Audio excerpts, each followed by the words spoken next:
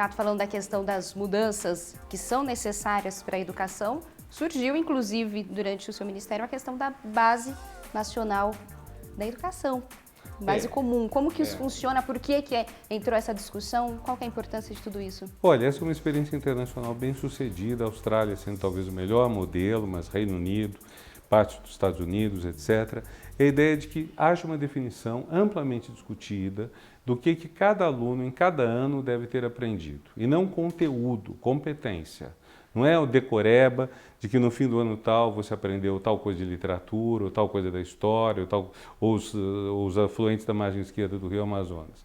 É como você aprendeu a pensar de maneira geográfica, a ver as coisas no espaço, pensar de maneira histórica, ver as coisas no tempo, escrever, ler, etc. Então, essa é uma discussão muito importante e o Brasil quis andar rápido. A Austrália fez em 8 anos.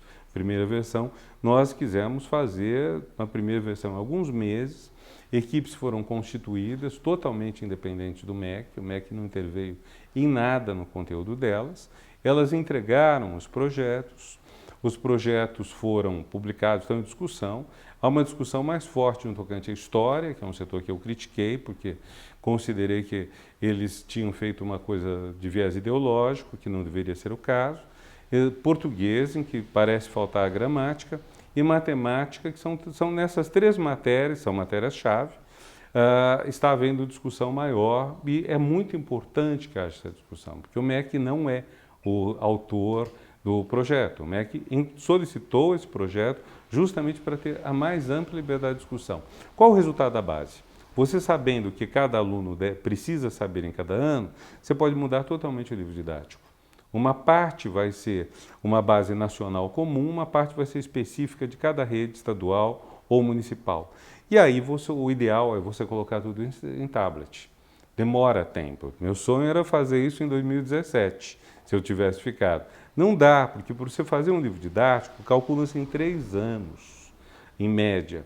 Mas, de qualquer forma, vai chegar um momento em que, em vez de você ir para a escola com 5 livros da Base Nacional, mais 5 livros do complemento estadual ou municipal, você leva um tablet com conexão à internet, você complementa isso com mais material e você pode ter uma linguagem mais moderna, mais interativa e mais a atuação dos jovens. Isso vai ser uma revolução na educação brasileira. E também com isso, você vai cobrar do professor o que ele deve lecionar, quer dizer, qual a matéria que ele leciona em cada caso. Mas para tudo isso é importante o envolvimento de todos os educadores, inclusive é o que está acontecendo.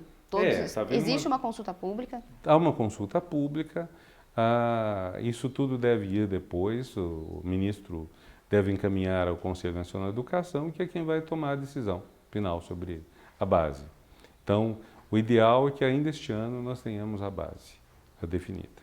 Mas é melhor ser uma base boa do que uma base apressada. Na educação você tem que mudar o tempo todo. Então, aquilo que foram definições importantes dos parâmetros quase 20 anos atrás, quer dizer, na década de 90, foi uma sinalização importante de que a União começava a se preocupar com a educação básica, que é a competência de estados e municípios. Lembrando, a Constituição de 88 esteve muito preocupada em evitar a concentração de poderes, então ela colocou o ensino universitário nas mãos da União, colocou o ensino médio no Estado e o ensino fundamental no município. Tem um pouquinho de interface com os estados. O que a gente nota? Que não dá para ter tudo isso totalmente desparelhado. Então, o que a União tem feito nos últimos anos? Ela tem fornecido expertise e dinheiro. Então, ela dá financiamento a estados e municípios, foi desenvolvendo Fundef, Fundeb, que são formas de financiamento, foi desenvolvendo formas de formação, por exemplo, um trabalho que a gente estava conduzindo é um curso de formação de diretores de escolas, sobretudo começando pelas escolas mais complexas, que têm mais alunos. E com isso a ideia é você ter não uma intromissão do poder central, mas uma contribuição do poder central para isso. Os parâmetros foram uma etapa que entrava nessa questão, vamos dizer, mais de conteúdo que é para ensinar. Talvez a diferença da base é que a base tem que ser mais competência do que conteúdo. Quer dizer, talvez. Ou seja, não é tão importante você saber tais conhecimentos, você saber qual tipo de raciocínio. Por exemplo, história é tempo, geografia é espaço. Como você vê as coisas no tempo, como você vê no espaço. Isso é muito importante. É por isso que a gente tem tantas matérias. Porque você não pode aprender tudo numa matéria só. Matemática, por exemplo, está tão ligado às ciências, mas matemática é uma linguagem. Matemática não corresponde a nenhum objeto do mundo real. A física está lidando com corpos do mundo real. A matemática é uma abstração. Quer dizer, não é nenhum círculo perfeito. Então você tem que ir trabalhando esse tipo de linguagem, ensinando às pessoas isto. E, se possível, fazê-las se apaixonarem por isso.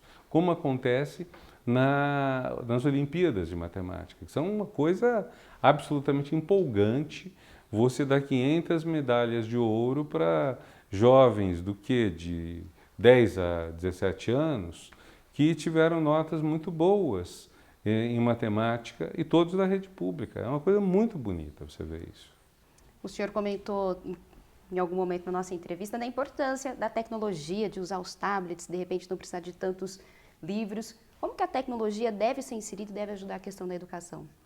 Você já tem muita coisa na internet de exercícios, alguns muito divertidos, agradáveis, gostosos para a educação. Isso ajuda muito. Problema. Isso ajuda muito quem tem computador ou acesso à internet, quer dizer, computador e acesso à internet. Então, se você mora num lugar de acesso ruim à internet, como por exemplo boa parte da Amazônia, uma parte do Nordeste, periferias, etc., você está longe disto.